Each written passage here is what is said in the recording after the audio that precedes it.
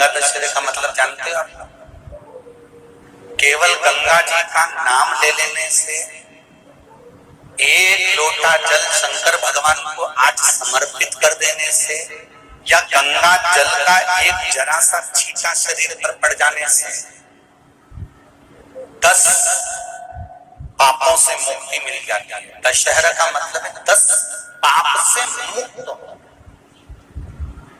पहला पाप है किसी के घर का बिना पूछे कोई सामान उठाकर हमने भोग कर लिया हो, तो उस पाप से गंगा दशहरे के 10 पाप से मुक्ति दिलाता है गंगा दशहरा। दूसरा, किसी ब्राह्मण, किसी गुरुजन को मुख से अपशब्द कह दिया हो, तो आज ही का दिन है जिस दिन पाप कर्म से मुक्ति मिल जाती है। तीसरा, किसी स्त्री को, किसी नारी को, किसी कन्या के प्रति, स्त्री के प्रति, नारी के प्रति अगर गलत सोच लिया हो या गलत कर्म हमने कर दिया हो, तो उस पाप से मुक्ति गंगा दशहरे का दिन दिला देता है। चौथा,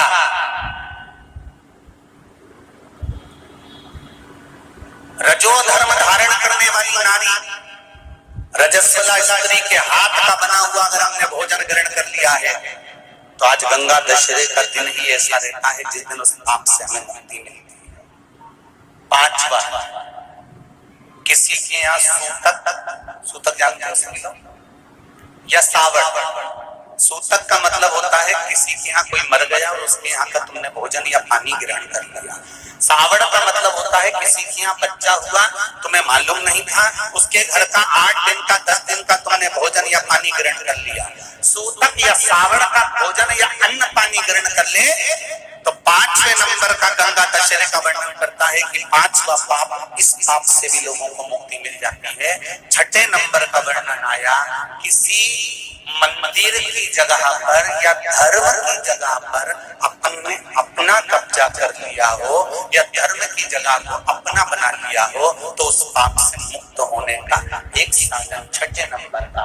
7वें नंबर का, झाड़ू लगाते समय, बुआरी लगाते समय छोटे छोटे जीव झाड़ू के नीचे मर जाते हैं, तो उसके पाप से मुक्ति गंगा दशहरे का दिन दिला जाता है। 8वें नंबर का, 8वें नंबर, जिस समय हम भोजन ग्रहण कर रहे हो और हमारे दरवाजे पर कोई व्यक्ति आकर बैठा हुआ है और हमने उसको भोजन का नहीं पूछा या उसका मुख झूठा ना कराया, तो उस दोष से वंचित हो जाए, उस दोष को समाप्त कर दे, तो गंगा दशहरे का। 9वें नंबर का, बेटे की शादी करी और बेटे की शादी करने पर बहुत सारा कन्यादान आया। उस कन्यादान में साड़ियां ज्यादा आ गई, सामान ज्यादा आ गया, मिक्सर 2 सेट आ गए, डिनर के 2 सेट आ गए, और मायके वालों ने 1 सेट अपने घर में रख लिया और उस मिक्सर में खूब सामान पीस के खाया, खूब निपटाया। बेटी के कन्यादान का सामान घर में रखकर उसका भोग करने पर जो पाप लगता है, 9वें नंबर का कहता है गंगा दशहरे का दिन उस पाप को धो देता। 10वें नंबर का महाराज, यदि किसी तीर्थ में जाता था, हमने कोई गलत काम करा होता है, तो गंगा दशहरे का ये आज का दिन हमारे पाप को वो धो देता है। ये गंगा दशहरे के 10 पाप को धोने के लिए मात्र एक दिन है गंगा दशहरे का दिन। आज के दिन जो शिव जी को जल चढ़ाता है, शंकर भगवान कहते हैं भले उसने उसमें गंगा जल डाला नहीं डाला, पर मेरे ऊपर जब जल चढ़ाता है, शिव जी कह देते हैं आज के चढ़े हुए जल को मैं गंगा जल बना देता हूँ। आज गंगा दशहरे का, खूब भजन करो, दान करो, पुण्य करो, सत्कर्म करो, नाम जाप करो, नाम स्मरण करो, और शिव मंदिर में चढ़े हुए जल का थोड़ा सा सिंचन जरूर करो। शिव महापुराण की कथा कहती है पुरुषोत्तम मास चालू हुआ है, अधिक मास चालू हुआ है।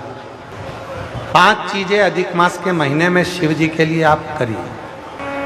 3 वर्ष में एक बार अधिक मास आता है, पुरुषोत्तम मास आता है। हम पूरी कथा पुरुषोत्तम मास की भी आपको कथा के बीच में कहेंगे, इसलिए 5 चीजें धारण करो। आज 17 मई से अधिक मास प्रारंभ हुआ है, जो 15 जून तक चलेगा। इस 15 जून तक के अधिक मास में 5 चीजें अपने अंदर धारण करना है। पहले नंबर का, शिव जी को 1 लोटा जल सुबह से लेकर शाम तक के बीच में कभी भी चढ़ाना जरूर है। दूसरा,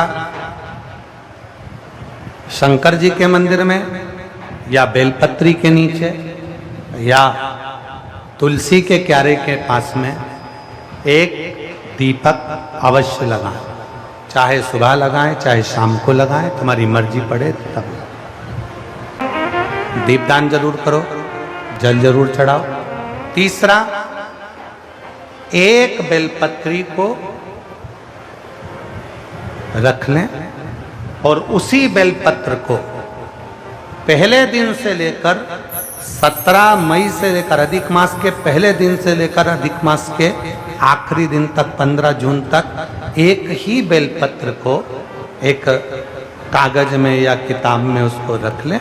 उसको रोज शिव जी को समर्पित करें। श्री शिवाय नमस्तुभ्यम बोलकर कामना करें। वापिस उठाकर उसको अपने किताब में रख लें। फिर कल वापिस समर्पित करें, फिर वापिस रख लें, फिर वापिस समर्पित करें।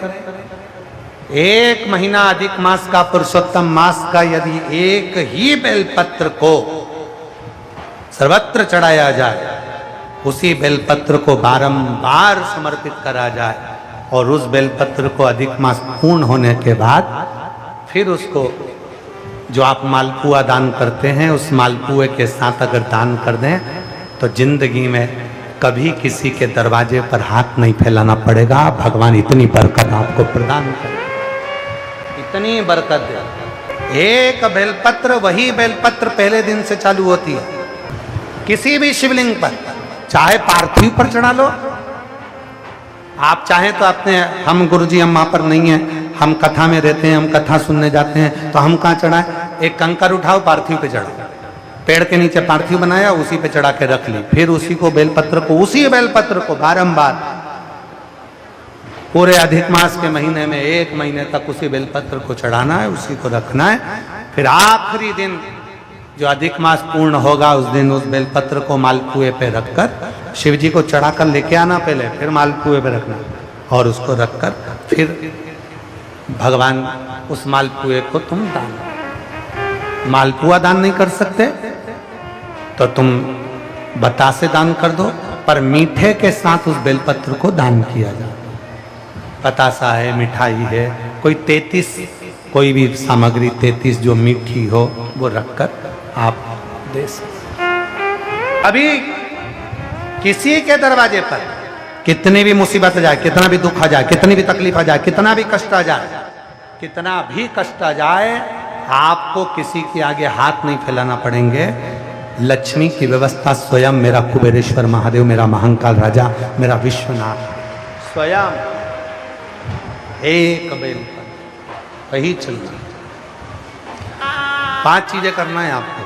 पहले नंबर पर जम के बोलो जल, दूसरे नंबर पर दीप, तीसरे नंबर पर बेलपत्र, चौथे नंबर पर भगवान शंकर के मंदिर में नंदी के दोनों सींगों के बीच में से शिव के शिवलिंग का दर्शन। नंदी के जो सींग है, उन सींग के मध्य में से भगवान शंकर का दर्शन। क्यों? किस लिए?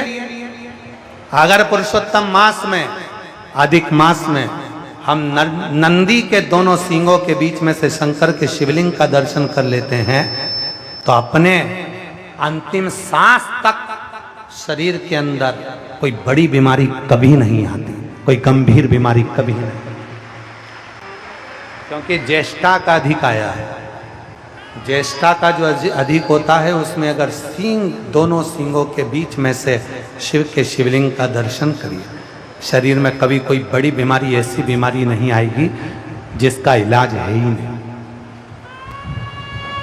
रोगीले होकर, कष्ट भोग कर शरीर को नहीं त्याग, बहुत बड़ी बीमारी के साथ शरीर का त्याग नहीं करो।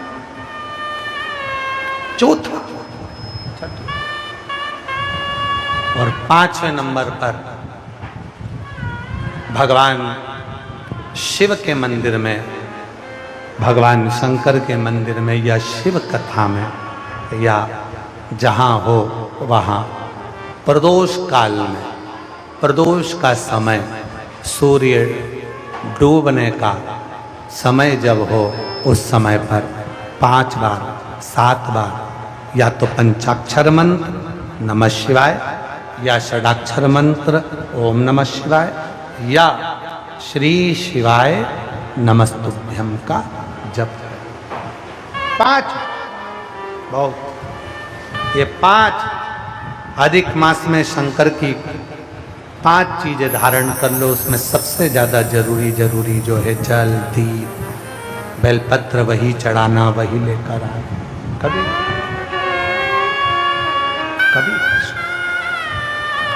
हाँ, यदि घर के बच्चे ज़्यादा बीमार रह रहे हैं, उनको सांस की प्रॉब्लम हो रही है, सर्दी खत्म नहीं हो रही, निमोनिया हो रहा है, बार बार उनको कफ जम रहा है, तकलीफ हो रही है, तो पीपल का छोटे से छोटा पत्ता लीजिए और एक बेलपत्री का पत्ता लेकर दोनों पत्र को अधिक मास की 7वीं के दिन शिव जी को समर्पित कर दिए। पिपलेश्वर महादेव का नाम लेकर उसको समर्पित करिए। उन दोनों को उठाकर लेकर आ जाओ। उन दोनों को जहाँ बच्चा रहता है उस घर में किसी भी स्थान पर उसको रख दीजिए। उसकी जो कफ जमना है, जो निमोनिया है, वो धीरे धीरे समाप्त होना प्रारंभ हो जाता है। 7वीं तिथि अधिक मास, इसके सिवाय नहीं होगा वो, अधिक मास के सिवा वो हो ही नहीं सकता, केवल अधिक मास। अधिक मास की 7वीं तिथि को पीपल का पत्ता, छोटा ही बेलपत्र का पत्ता समर्पित किया। नाम लेना है पिपलेश्वर महादेव। क्या नाम है? जम के बोलिए जरा, पिपलेश्वर महादेव। हमने पहले भी कथा में कहा, एक है कुंदकेश्वर महादेव, जो दवाई नहीं लगती, कुंदकेश्वर का नाम का स्मरण करो। कफ शरीर में, निमोनिया, सर्दी, इसको समाप्त करने के लिए पिपलेश्वर महादेव।